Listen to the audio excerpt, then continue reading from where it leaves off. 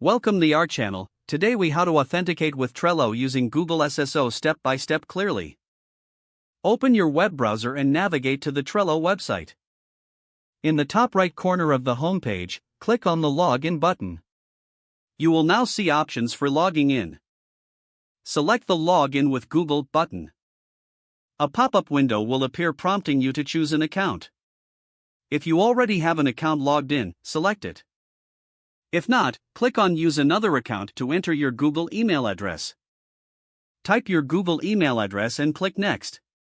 Enter your password and click Next again. You may be prompted to complete a security check or two-factor authentication. Follow the on-screen instructions to verify your identity. Once you are authenticated, you will be redirected back to Trello. You should now see your Trello dashboard fully loaded. Congratulations, you are now logged into Trello using Google SSO. You can start creating boards and collaborating with your team. If the page does not load, refresh the browser or try again in a private or incognito window.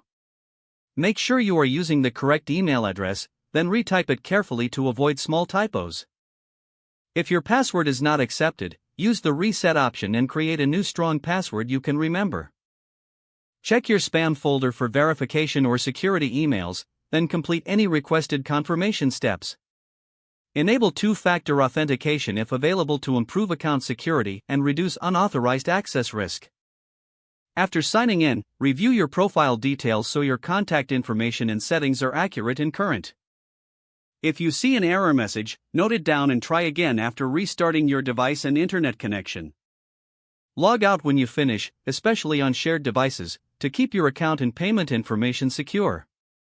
If the page does not load, refresh the browser or try again in a private or incognito window.